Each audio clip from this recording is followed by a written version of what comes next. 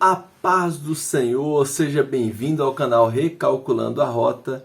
Eu sou o Davi Nascimento e hoje nós vamos estudar mais uma lição da EBD, a lição de número 9 do terceiro trimestre de 2021.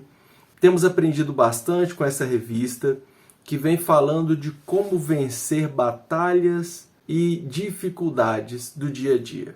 Estudamos histórias de alguns personagens bíblicos, estudamos a importância da oração, as armas poderosas que podemos utilizar, foi a lição anterior.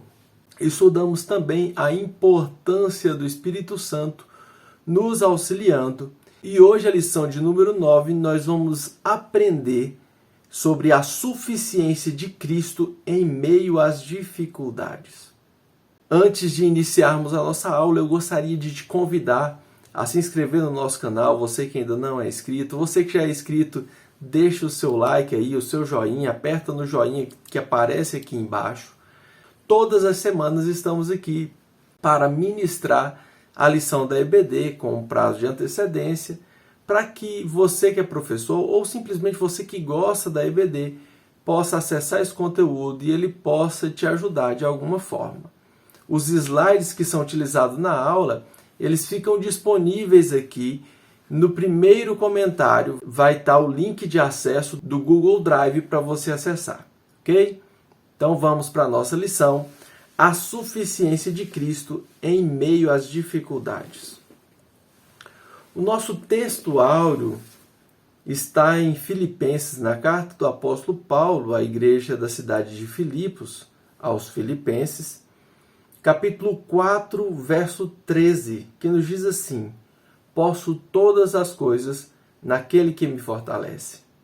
Esse texto ele sempre me chamou muita atenção porque algumas pessoas utilizam esse versículo em frases de para-choque de caminhão, em para-brisa de carros, fazendo parecer que você pode qualquer coisa, você pode desejar qualquer coisa que você vai conseguir.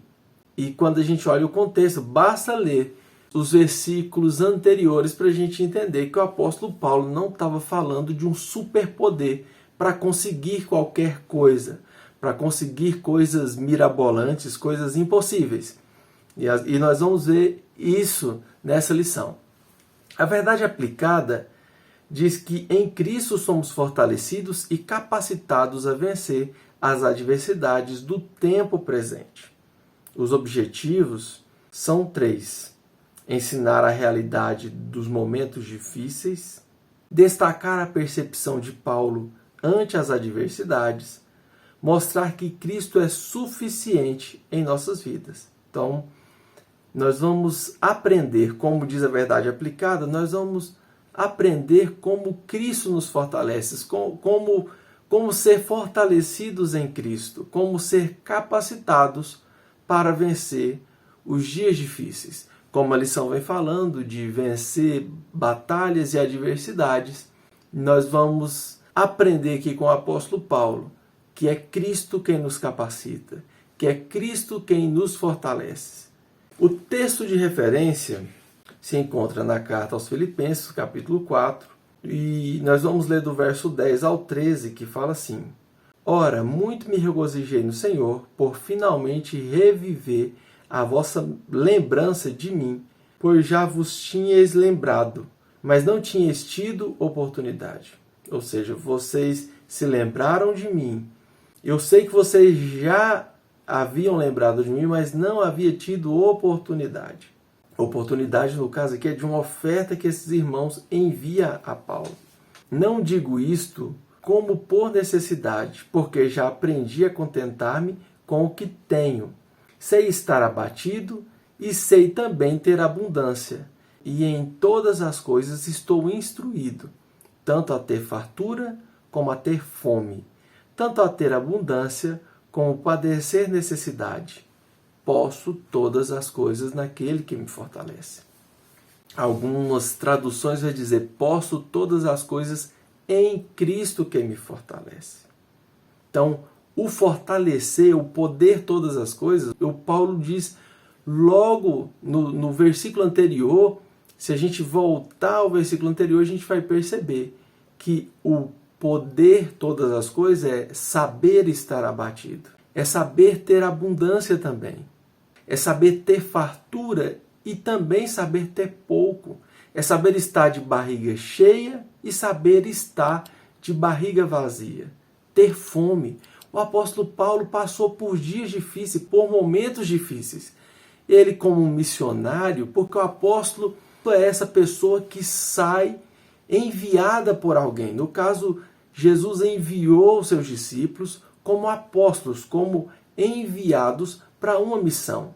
Era muito parecido com o que nós temos hoje com a figura do missionário.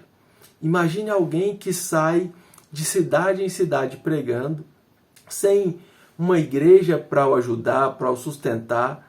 Paulo, ele fabricava tendas e com o trabalho da fabricação de tendas, ele conseguia se manter e dessa forma ele pregava o evangelho. Quando não havia venda ou quando ele não tinha tendas prontas para entrega, o apóstolo Paulo, em algum momento desses, ele passou necessidade. Ele está dizendo aqui que ele pode todas as coisas em Cristo que o fortalece. Cristo o fortalece a passar pelos dias de dificuldade e pelos dias de fartura, porque a gente precisa tanto estar forte para passar pelo dia mau, como também estar fortalecidos para passar pelo dia da bonança. Porque há uma tendência do ser humano de se esquecer de Deus quando tudo vai bem.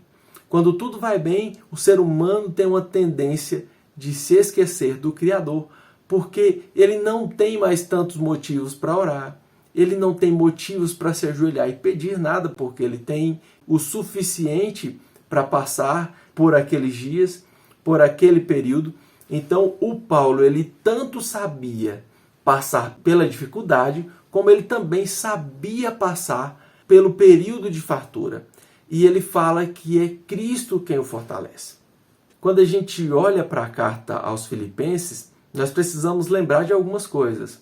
A primeira é que essa igreja foi Paulo quem fundou. Quando a gente lê em Atos capítulo 16, nós vamos encontrar o apóstolo Paulo em uma missão, iniciando os trabalhos aqui.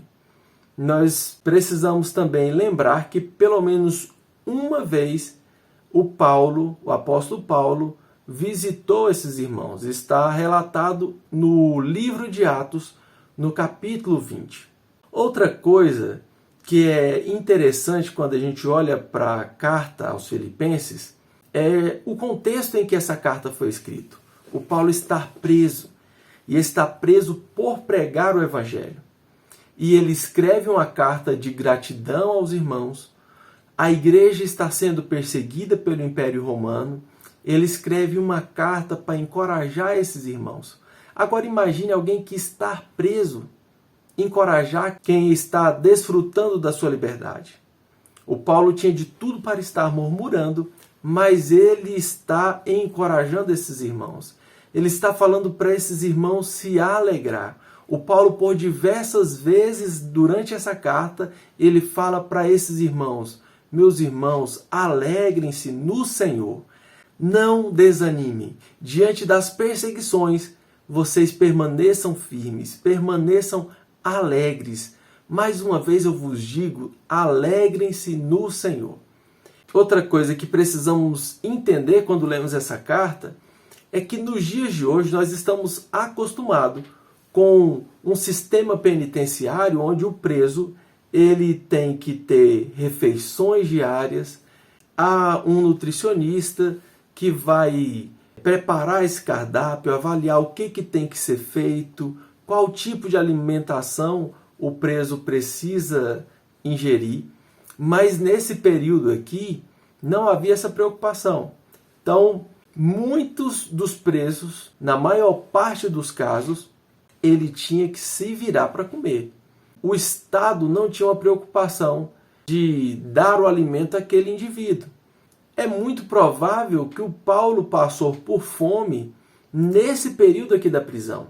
Ele está preso e distante das igrejas que ele havia plantado, de alguns irmãos queridos, e naquela época era tudo muito difícil. Para vocês terem uma ideia, o Paulo diz que esses irmãos haviam lembrado dele. Ele tinha certeza que esses irmãos haviam lembrado dele antes. É o que está relatado no versículo 10. Mas só que esses irmãos não haviam tido uma oportunidade de enviar uma oferta ao Paulo, que é essa lembrança, esse lembrar. E para isso, eles enviam um irmão com um nome muito bonito, Epafrodito. Olha que nome lindo para você colocar no seu filho, Epafrodito. O Epafrodito está indo em direção a Roma, que é o local onde Paulo está preso, e esses irmãos da cidade de Filipos enviam uma quantidade, uma oferta, para que o Paulo possa custear as suas despesas ali enquanto está preso. Despesas de alimentação, despesa de medicação. E o Paulo fala, olha, eu sei que vocês lembraram antes, mas essa foi a oportunidade que vocês tiveram. Apesar de ser grato à oferta que vocês estão me enviando, eu tenho aprendido a me contentar com o que eu tenho, com o muito ou com o pouco. E eu posso todas essas coisas em Cristo que me fortalece. Para iniciarmos a nossa lição, é importante nos situar do contexto de um modo geral, ok? Então vamos para os nossos tópicos da lição. No primeiro tópico, o comentarista ele coloca aqui a realidade dos momentos difíceis. E nós vamos perceber que esses momentos difíceis fazem parte da vida humana. No primeiro subtópico, ele nos diz que é o resultado da realidade do pecado. As adversidades fazem parte da vida. O sofrimento é uma consequência do pecado. É o que o texto de Gênesis, no capítulo 3, nos apresenta, quando Deus dá uma sentença ao homem, à mulher, e nessa sentença o sofrimento começa a fazer parte do trabalho do homem, das dores de parto que a mulher vai ter. Todo o sofrimento que advém sobre a humanidade tem sua causa primordial, o pecado de Adão. Então todo o sofrimento que existe, a sua raiz está lá, no Adão. Tanto o justo quanto o injusto sofrem pelas consequências do pecado. Em sua esfera mais existencial, a morte como salário do pecado. É o que Paulo escreve aos irmãos na carta aos Romanos. O salário do pecado é a morte. Então, como consequência dessa morte, o corpo humano está fragilizado, está com um prazo de validade. Ele vai se deteriorando, vai se enfraquecendo, as dores vão chegando, o egoísmo tomou conta do ser humano e nesse mundo de pessoas egoístas, o vale tudo para conseguir o que quero faz com que as pessoas não se importem com o sofrimento alheio. Então, essas são as consequências do pecado, onde o ser humano não se importa com o seu próximo e não está nem aí para o sofrimento que pode causar ao outro, e também o sofrimento no corpo, na carne, por causa do prazo de validade que o corpo humano passa a ter, desde que o homem é expulso do jardim e não pode mais ter acesso à árvore da vida. O segundo subtópico, o comentarista fala que há dias de calamidades e aflições. Então existem dias difíceis que nós vamos enfrentar, apesar de vivermos em um mundo onde há sofrimento, mas parece que tem dias que são mais difíceis. E há uma pergunta, desde os relatos ali do Antigo Testamento, há se questionado por que o justo sofre. No livro de Jó, nós temos ali apresentado motivos para o sofrimento do patriarca, e basicamente o motivo para ele passar por toda aquela provação é um testemunho de fidelidade que Deus dá a Satanás. Ele fala, olha, você tem visto meu servo Jó, uma pessoa justa, íntegra? E Satanás fala, mas é claro que ele é justo, é claro que ele é uma pessoa íntegra. Não falta nada a Jó, ele tem filhos lindos, tem uma família próspera, tem riquezas, o Senhor não deixou faltar nada a ele, tira tudo dele. E aí começa uma provação, ele começa a passar por dias difíceis, por dias de calamidade, mesmo sem ter cometido algo específico, grave, para sofrer essa consequência direta. Apenas um bom testemunho. E a provação, nós precisamos entender também que essas provações de dias de aflições, dias de calamidade, ela acontece desde que Deus permita. Satanás já tinha visto Jó, tinha vontade de tocar na vida de Jó, de atingir a Jó, mas ele só faz isso a partir do momento que Deus permite. E Tiago fala que Deus não nos prova além das nossas forças. Meu irmão, essa provação que você está passando, os dias difíceis que você enfrenta, que você tem enfrentado, ou que você vier a enfrentar, saiba que Deus está permitindo, e Deus permite para que o nome dele seja glorificado através da sua vida. E toda dificuldade, toda provação que você passa, Deus te prova na medida das suas forças. Na medida das suas forças é que Deus te prova. E Ele sabe, Ele acredita que você é capaz de vencer a provação que Ele te coloca. Ele nos prova para que nós sejamos aprovados. Então, se você está sendo provado, tenha convicção que você será vencedor, mais do que vencedor, porque em Cristo você tem forças para conseguir vencer essa provação e sair dela aprovado e glorificando, fazendo com que o nome de Deus seja glorificado através da sua vida. Nós encontramos ainda os salmistas questionando a Deus acerca da prosperidade do ímpio e do padecimento do justo. Na vida de Jesus e dos apóstolos também nós percebemos, nós encontramos eles passando por dificuldades, por momentos difíceis, e conosco não será diferente. Mesmo sem saber entender porquê, igual Jó estava mais perdido como diz um ditado, do que segue em tiroteio, mesmo ele estando totalmente perdido, sem saber por que estava passando por aquilo, mas Jó tinha convicção que ele sairia daquela situação vencedor. Ele chega a dizer que eu sei que o meu Redentor vive e que por fim se levantará. Ele não sabe quando é esse fim, mas ele sabe que o seu Redentor se levantará e trará vitória a ele. No terceiro subtópico, o comentarista fala que momentos difíceis são leves e momentâneos. Esse era o olhar do apóstolo Paulo para os dias difíceis, para os momentos difíceis. No Novo Testamento, nos revela o propósito e o sentido das provações na vida do justo. Quando a gente olha para o Antigo Testamento e não vê sentido, no Novo Testamento nós começamos a ver sentido. O apóstolo Paulo afirma que as nossas provações são leves e passageiras. Nossa esperança não se limita às coisas terrenas, pois a nossa esperança não está nas coisas passageiras dessa vida, mas sim na esperança da ressurreição em Cristo. Isso aqui é muito importante, irmãos. Muitas vezes nós nos apegamos, nos amarramos a situações momentâneas, a situações terrenas. Nós fazemos planos apenas olhando para essa vida terrena. A esperança do crente não pode estar fixada apenas aqui, apenas nessa vida. Se nós buscarmos a Cristo, a Deus, apenas esperando coisas relacionadas a essa vida, nós somos apenas seres miseráveis, porque não conseguimos enxergar a grandeza do que Deus tem reservado para o seu povo, a grandeza do que Deus tem reservado para os fiéis. Então, todo sofrimento, por mais que seja difícil o sofrimento que passamos aqui, o Paulo fala que é leve e momentâneo. Por que leve? Porque não se compara com a glória do que Deus tem preparado para mim e para você. Não se compara com a glória do que Deus tem preparado para o seu povo. Por que é momentâneo?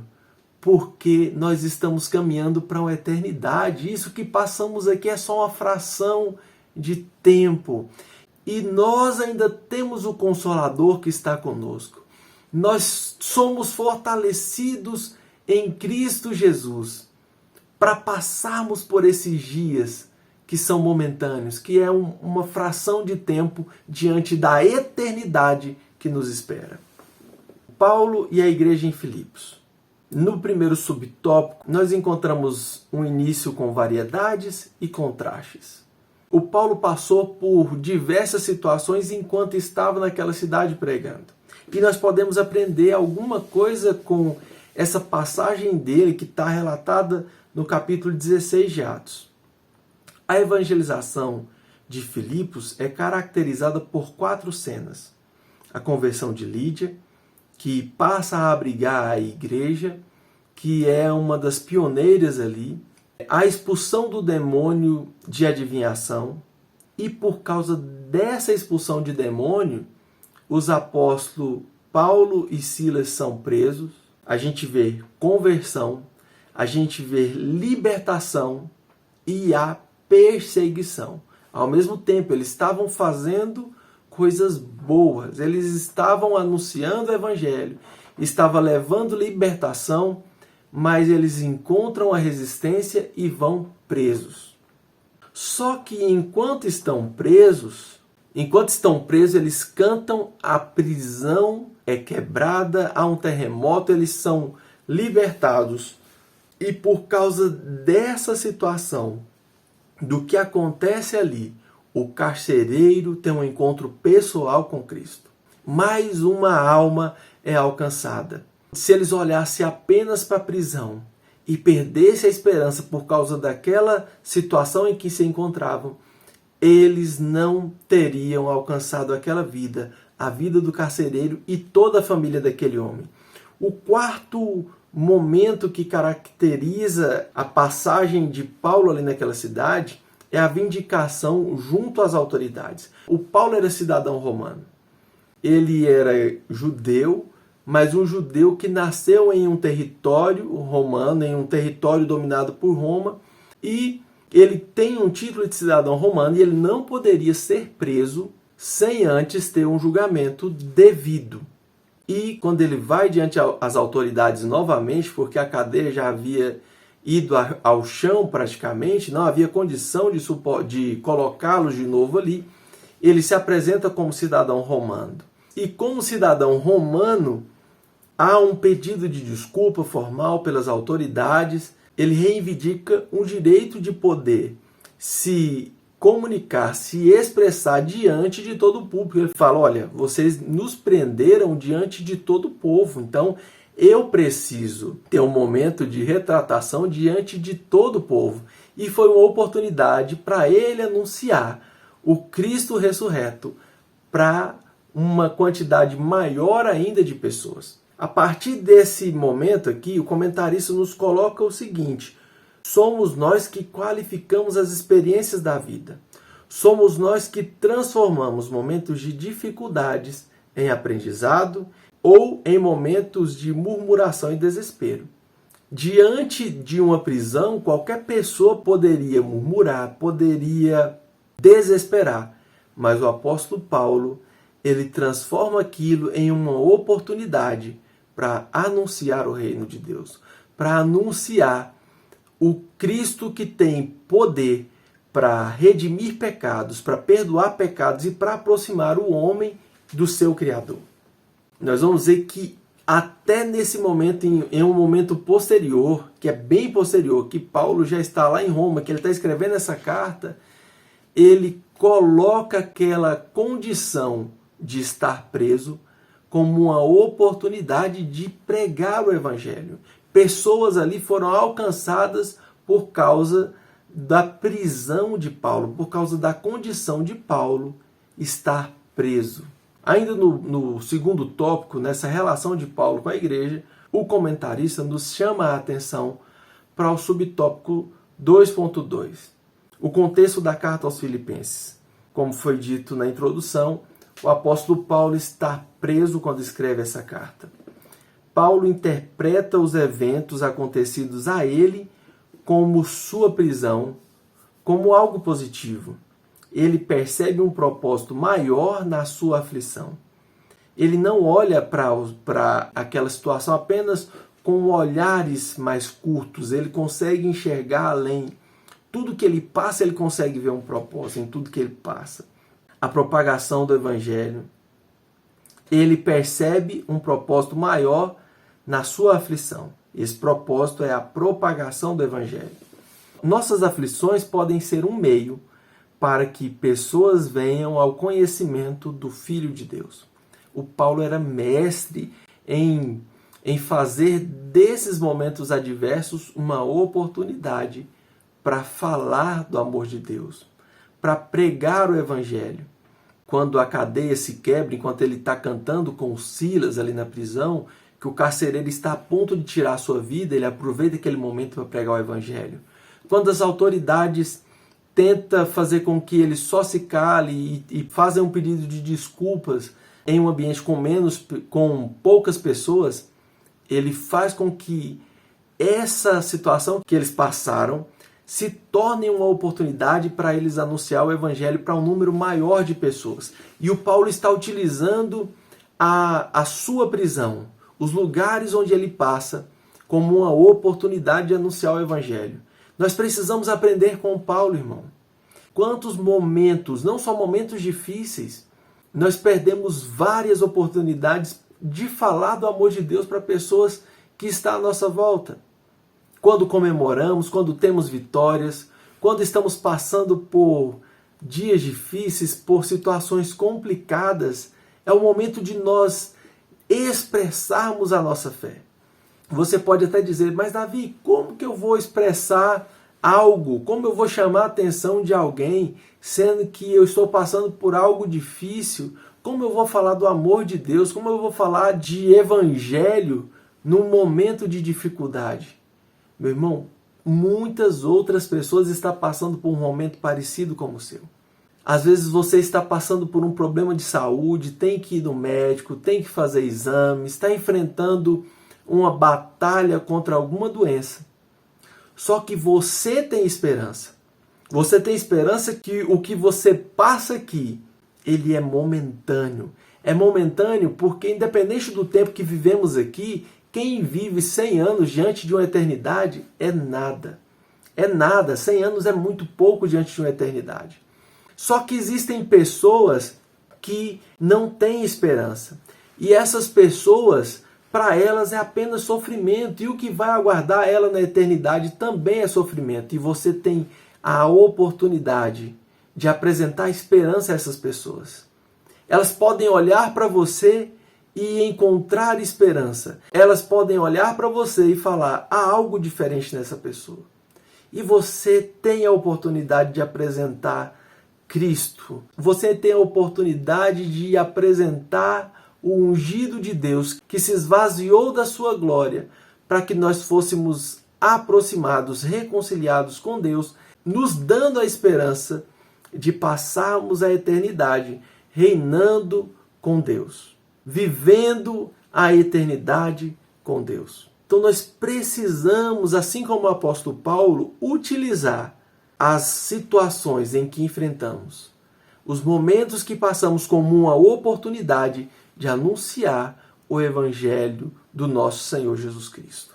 O subtópico 2.3 fala de regozijo no Senhor.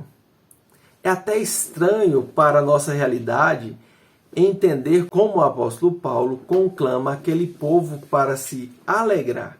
Se ele mesmo estava preso e esperando o julgamento, certamente que ninguém deseja padecer e nem sofrer a custo de nada. Ninguém deseja sofrer.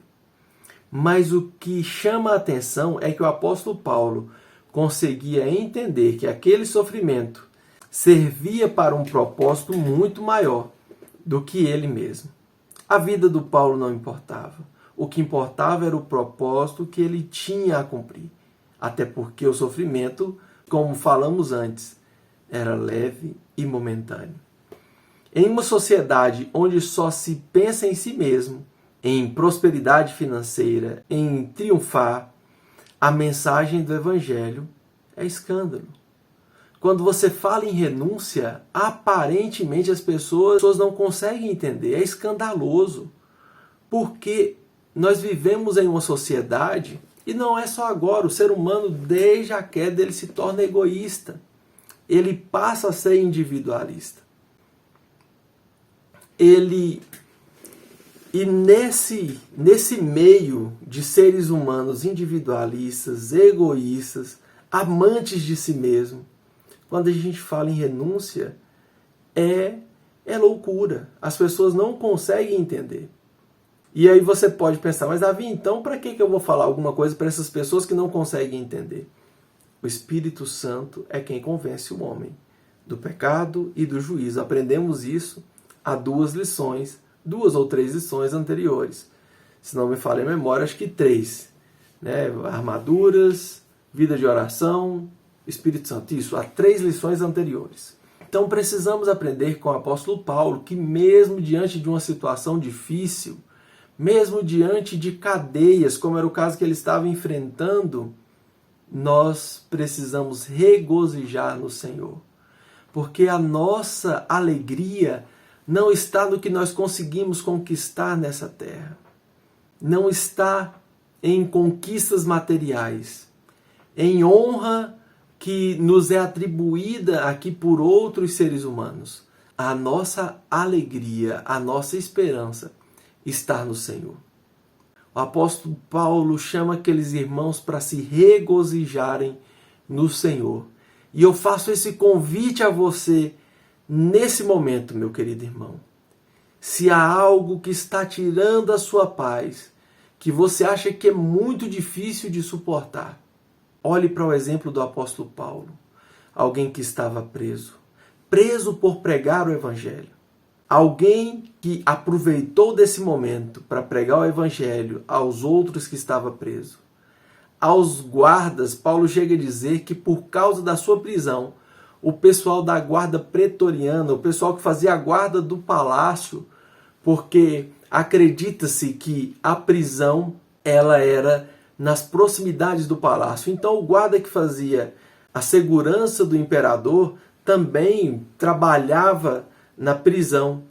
Ele poderia tirar um tempo de serviço na prisão, outro tempo no palácio, nas proximidades do palácio, e por causa da prisão de Paulo, essas pessoas estavam ouvindo o Evangelho. E eu quero que você saia dessa aula pelo menos com esse aprendizado.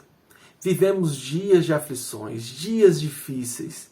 São dificuldades que enfrentamos na nossa casa, dificuldades que enfrentamos com pessoas que compartilham da mesma fé que nós, que às vezes por um sentimento de inveja se deixa levar e por causa disso às vezes acabam trazendo um certo transtorno, às vezes na própria família, às vezes é um filho que está afastado dos caminhos de Deus, tem te dado preocupação.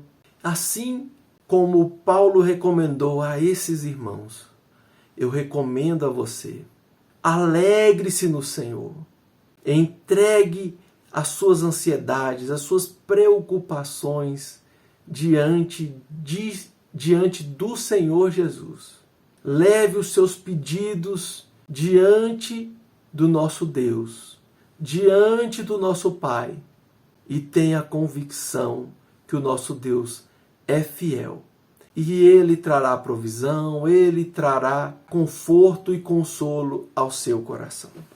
O terceiro tópico da nossa lição, nós vamos aprender sobre a suficiência de Cristo. E o primeiro subtópico fala de viver com contentamento.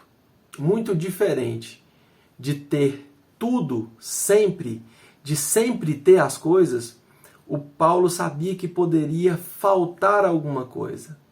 Mas Cristo era suficiente. E sabendo que Cristo era suficiente, ele aprendeu a estar contente em qualquer circunstância, no dia bom e no dia mau. Muitos almejam como ideal de vida riquezas materiais, reconhecimento social, posição de destaque. O reconhecimento, essa coisa da vaidade, faz parte do ser humano. O ser humano gosta desse tipo de coisa. A vida do apóstolo Paulo aponta para uma vida de entrega plena à vontade do Senhor, na pregação do Evangelho. Ele afirma que soube viver no muito e no pouco. Jesus, no Sermão do Monte, afirma que Deus vai prover nossa condição mínima de subsistência. O comentarista coloca mínima, mas eu acho que Deus não trabalha no mínimo. Eu acredito que o nosso Deus, ele sempre traz o suficiente. Não é o mínimo, é o suficiente, é o necessário. O cuidado de Deus é preciso, é cirúrgico. No Sermão do Monte, ali em Mateus 6, Jesus nos diz o seguinte: não andeis cuidadosos ou ansiosos quanto à vossa vida, pelo que haveis de comer, beber ou de vestir, mas buscai primeiro o reino de Deus e a sua justiça, e todas essas coisas o que? O comer, o vestir, o beber, essas coisas vos serão acrescentadas. Então, enquanto nós buscamos o reino de Deus, a justiça do reino, porque junto com buscar o reino, há a justiça, existe a justiça do reino. Não é só o reino, buscar o reino em si, porque tem tantas pessoas dizendo que quer fazer parte do reino, mas não querem se sujeitar a essa justiça do reino. A essa justiça de um Deus justo e que espera de nós atitudes justas. Isso é a justiça do reino. É viver de acordo com a justiça que Deus estabeleceu que vivamos.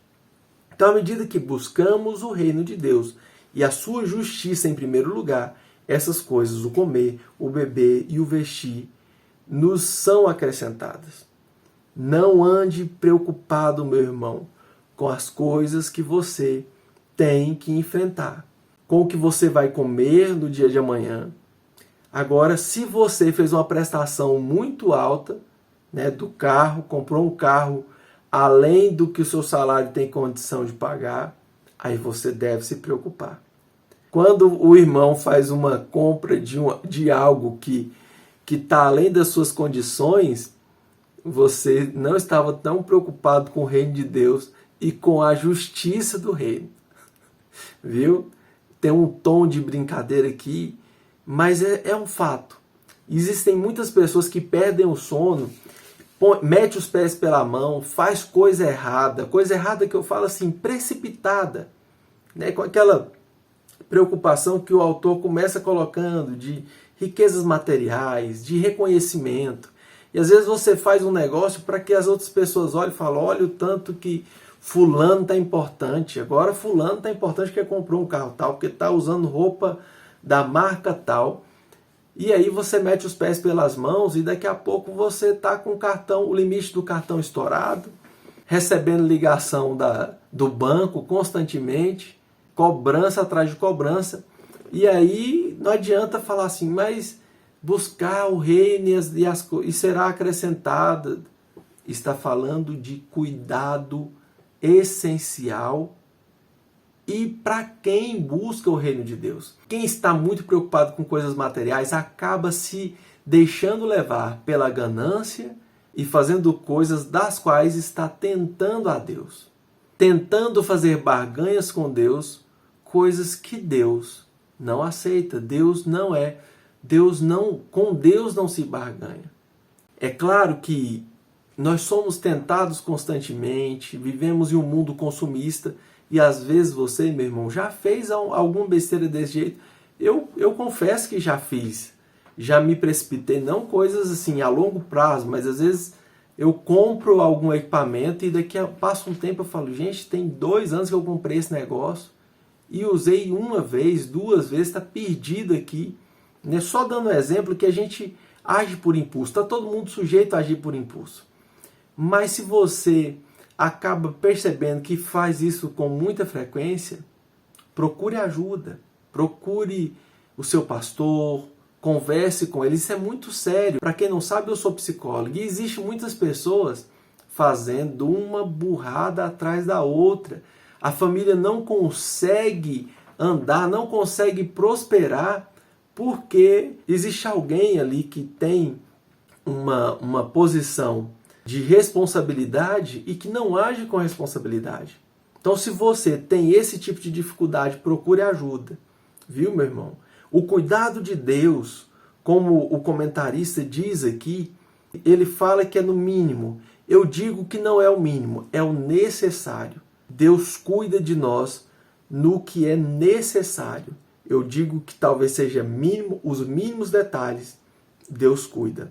Mas às vezes nós fazemos, por precipitar, nós fazemos negócios mal feitos e isso nos acaba tirando o sono. Se você já está numa situação dessa, apresente diante de Deus, peça ajuda a Deus, procure alguém da sua confiança para que você possa pedir ajuda.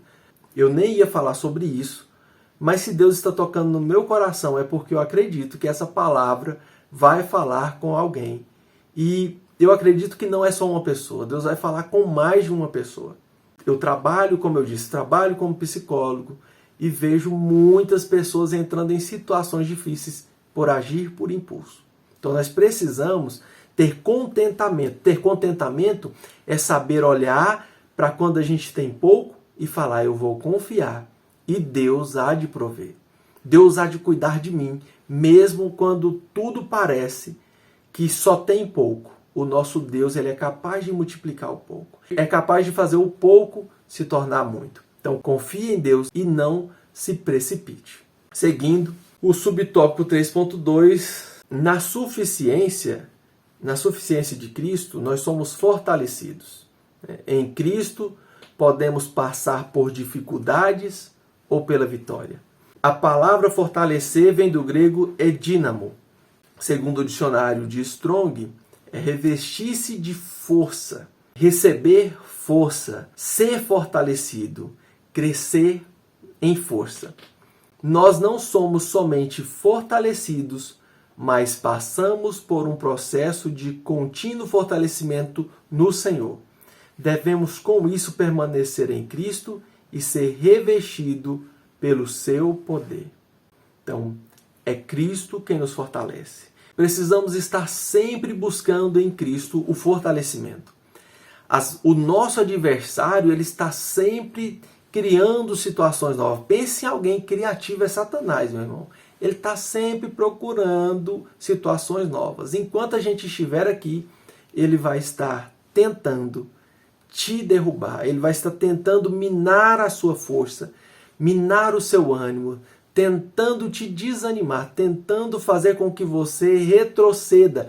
Então essa busca por fortalecer em Cristo, assim como Paulo olha para esses momentos que ele vivenciou, de fartura, de escassez, por momentos de tristeza e de alegria, e ele tem a convicção que é Cristo que o fortalece, como eu disse, na alegria, na tristeza, na dificuldade, porque precisamos de força na dificuldade, precisamos sim de forças, porque a tendência é querermos parar. Precisamos também de sermos fortalecidos na bonança, porque na bonança o homem tem a tendência de se esquecer de Deus.